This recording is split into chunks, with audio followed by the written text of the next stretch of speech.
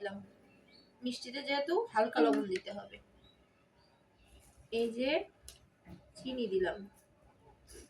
পিঠে বানাবো, আমার সবার তালের পিঠে একরকম, আমি তালের পিঠে একটু অন্যরকম করে বানাই।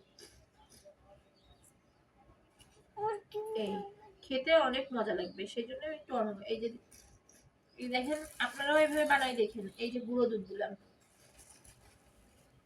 বেশি না, সামান্য পরিমাণে দিলাম। এই কি হবে, পিঠেটা কেকের মতো লাগবে। এই যে ডিম, আপনারাও বানিয়ে খেতে পারেন আমার মতো করে এভাবে।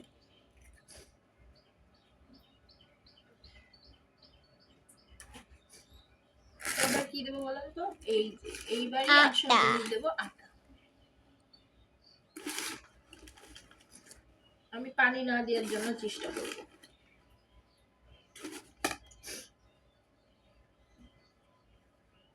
আমি এইভাবেই পিঠে বানাই, তালের পিঠে।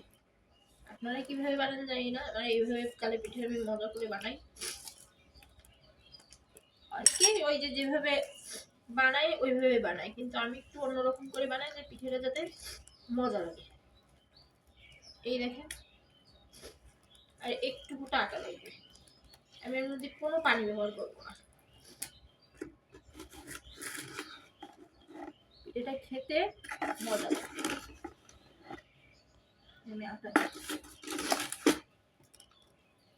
দিয়ে বানাবো, চালের পিঠের স্বাদ লাগবে। কিন্তু ওই যে কি জানি লাগবে সেটা তো আপনাকে বলছি, দুধ দিছি, ডিম দিছি, কলা থাকলে কলাও দিতাম, কিন্তু কলা নেই, দিতে পারলাম না। পিঠে যত